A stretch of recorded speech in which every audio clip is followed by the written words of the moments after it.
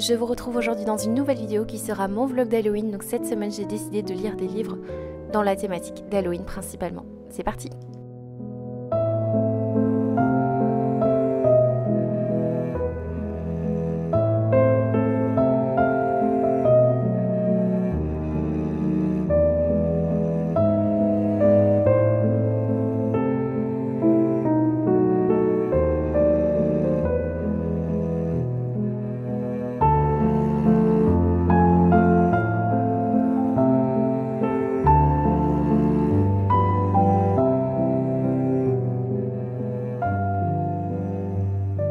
La première lecture effectuée, je vous en ai déjà pas mal parlé donc je vais passer assez vite. Il s'agit du tome 4 de Shadows House, ça convenait parfaitement pour la période. Alors il s'agit d'un petit manga très original dont je vous ai effectivement déjà parlé. Donc on va suivre l'histoire d'une poupée domestique. Je vous laisse vraiment découvrir ce que c'est les poupées domestiques dans ma dernière vidéo des recommandations pour l'automne et Halloween. Et on va suivre notamment l'histoire d'une poupée domestique dans une maison un petit peu horrifique avec des thématiques très intéressantes. Un manga très vivant, très chouette et qui devient un petit peu effrayant effectivement, mais très légèrement.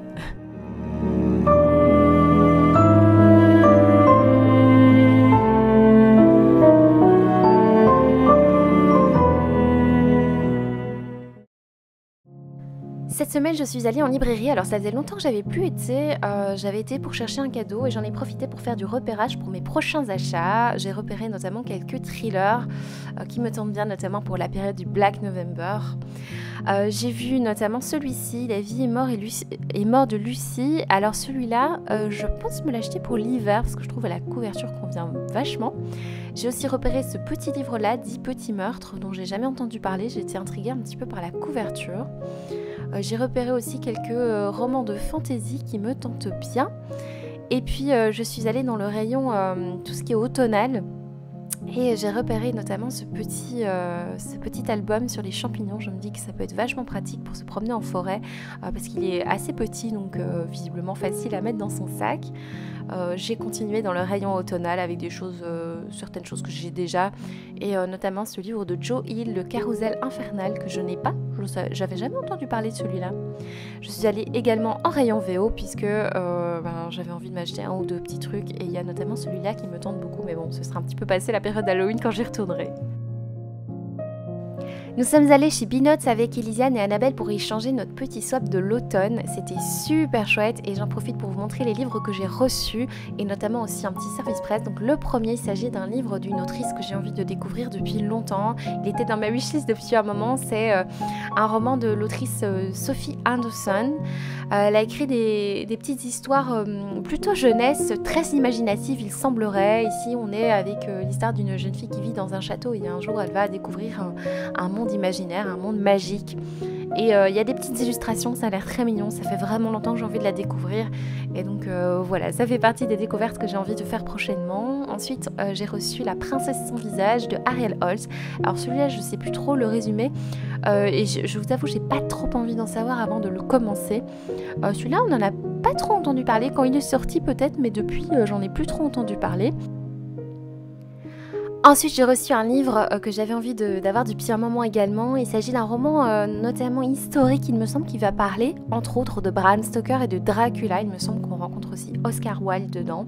Alors j'ai un petit peu peur parce qu'il paraît que c'est quand même assez lent. Alors j'ai reçu aussi ce petit marque-page qui est totalement adapté à mon univers, puisque on ne peut jamais avoir assez de livres et de plantes, je suis bien d'accord. Ensuite, j'ai reçu ce premier tome de roman de fantasy d'Aurélie Wallenstein. Ça a l'air d'être un univers assez riche, plein de monstres, de batailles, ça a l'air génial. C'est un livre que j'ai reçu de la part des éditions Scrinéo, que je remercie encore une fois. Je profite de ce petit plan pour vous partager une lecture que j'ai faite qui convient également pour la saison. Il s'agit de Siren Rebirth, je l'ai lu en français. Alors c'est une adaptation d'un jeu vidéo et en fait j'ai détesté ce roman. C'est un petit manga que j'ai d'ailleurs du mal à résumer. Je n'ai presque rien compris à cette lecture. Il semblerait que pour les fans de jeux vidéo ce soit très agréable, mais comme moi je ne connais pas le jeu vidéo, j'ai trouvé dommage. J'ai vraiment rien compris.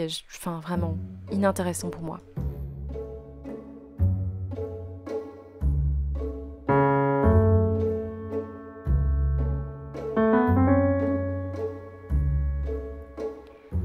Alors Alors je partage avec vous la petite découverte d'un roman qui va me prendre, je pense, quelques semaines, puisque je pense qu'il va rentrer pour le Black November également. Il s'agit de La Dame en blanc de William Wilkie Collins. Ça fait un moment que j'ai envie de le découvrir. Il s'agit d'un des premiers thrillers qui a été écrit, un thriller contemporain. Alors bien sûr pour les fans de thriller, je pense que voilà, c'est assez léger, hein, mais moi je le lis surtout pour son ambiance un petit peu stressante. Et j'ai lu pour le moment une trentaine de pages et je vous avoue que je suis très bien dans cette lecture. Effectivement, c'est l'ambiance que je recherchais, une ambiance légèrement effrayante dans les rues brumeuses de Londres. C'est tout ce qui me convient en ce moment. Donc je pense que ce serait une lecture assez lente que je ferai tout le long notamment du Black November.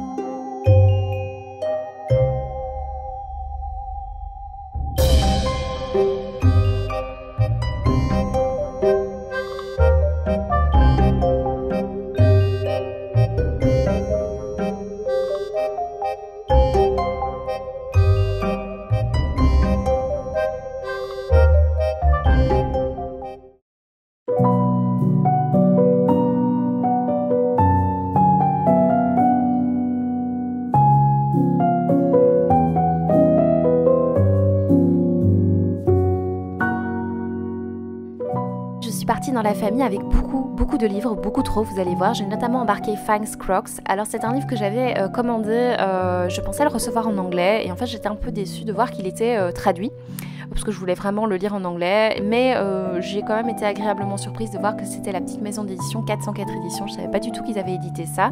Donc il s'agit d'une histoire d'amour entre un vampire et un loup-garou, une vampire et un loup-garou. C'est très mignon, c'est rempli d'humour, c'est assez poétique, c'est vraiment adorable comme lecture, parfait pour la saison et franchement je vous le conseille vivement si vous savez pas encore quoi lire pour le 31.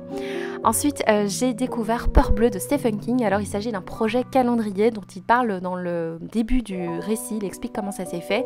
C'est un livre qui va parler notamment de loup-garou, comme vous voyez sur les plans, hein, ce merveilleux loup-garou. Alors, il explique effectivement avec beaucoup d'humour comment il s'est lancé dans cette aventure de projet calendrier. Et puis, il raconte son histoire, donc une histoire d'un petit village. Et chaque mois, en fait, ce loup-garou apparaît à la pleine lune et il fait des choses horribles. Donc, un livre vraiment bien écrit, bien traduit dans ce cas-ci, assez effrayant, vraiment très chouette que j'ai vraiment apprécié. Ensuite, je vais vous parler de plusieurs BD prêtés par notre ami Thierry, notamment Joker de Benjamin Adam, publié chez La Pastèque. C'est un livre complètement barré, avec effectivement un dessin, enfin je dis effectivement parce que moi c'est le type de dessin que j'apprécie pas particulièrement, mais je trouve que c'est très adapté à ce contenu complètement barré, notamment ses cousins qui jouent aux cartes et selon leur jeu de cartes, ils échangent ou pas leur famille, truc de fou. C'est donc l'histoire d'une grande famille dans laquelle il va y avoir des meurtres. Le personnage de Joker est très important dans cette histoire, c'est écrit avec beaucoup d'humour, tout se tient au final même s'il y a beaucoup de choses très loufoques, enfin j'ai vraiment adoré. Ensuite, il nous a prêté ce livre-là, c'est Spa de Eric Svetoft. Alors c'est publié chez L'Employé du mois, c'est un livre qui convient parfaitement pour la période. Quand il nous l'a présenté, je trouvais que ça ressemblait quand même pas mal à Junji Ito. Alors oui pour l'ambiance, mais sinon pour l'histoire c'est vraiment différent. Alors ici on est avec un couple qui décide de se changer les idées et d'aller faire un tour dans un spa.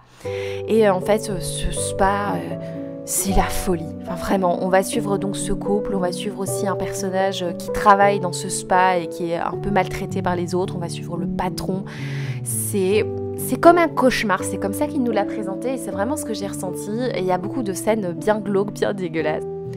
Ensuite, j'ai découvert l'univers des démons d'Alexia, le premier tome de R.C. Dugommier, c'est publié chez Dupuis. On va suivre l'histoire d'une jeune fille, Alexia, qui est exorciste et qui fait des exorcismes plutôt et qui travaille dans un centre de recherche de phénomènes surnaturels. Donc elle débute dans ce centre au début de l'histoire. Alors j'ai eu un petit peu plus de mal avec ce livre parce que je trouvais que ça allait fort vite. Alors maintenant, effectivement, avec la fin, j'ai très envie d'avoir la suite, mais j'ai un petit peu moins accroché à cet univers. Donc voici le bilan de ce week-end. Voilà, quand même quelques lectures très sympathiques, notamment Spa et Joker et Fangs, qui a été un petit coup de cœur, je dois dire. Ensuite, je vous montre les autres livres que j'avais pris avec mais que je n'ai pas lu et que je vais peut-être continuer aujourd'hui dans la journée, notamment Le Tour d'écrou. Alors c'est un livre que j'ai envie de lire depuis un petit moment. J'ai pas encore eu le temps de le lire ce week-end, mais il me reste toute une soirée. J'avais pris Le Magicien d'Oz avec moi parce qu'on va voir bientôt la comédie musicale Wicked et je connais pas du tout l'histoire, moi, donc je vais le commencer sur le chemin du retour le jour du 31 et donc il est en anglais, donc ça va prendre un peu de temps. J'avais pris celui-là aussi, je l'ai commencé hier, mais pas assez de temps pour pouvoir vous en parler. J'ai vraiment lu genre 5 pages, donc ça suffit pas pour vous faire un avis, j'ai vraiment trop pris. J'ai pris aussi Fable. Alors celui-là je vais le lire cet après-midi puisque j'ai prévu une publication sur Instagram à ce sujet, donc voilà, j'ai hâte de le découvrir celui-là. Donc c'est Fable qui est sorti en poche, donc beaucoup moins cher, beaucoup plus accessible. Ensuite, un livre que j'avais prévu de lire pour ce vlog, mais je n'ai pas eu le temps, donc je le continuerai cet après-midi. Il s'agit de Il brûle de Anis El Amoury. C'est publié chez Six Pieds Sous Terre. C'est un tome 1, donc je pense que je vais le continuer lors de la suite de ma lecture d'Halloween. Je peux pas tout vous vlogger parce que sinon ça sortira en fait le lendemain d'Halloween, ce qui est un petit peu bête. Je vais également continuer La Dame en Blanc et ma lecture de Harry Potter à l'école des sorciers. Donc ça fait une demi-valise de lecture, hein, tout ça. Donc voilà, c'est tout pour ces lectures d'Halloween. Je vais continuer mes lectures d'Halloween. Je vais d'ailleurs commencer un livre pour le 31.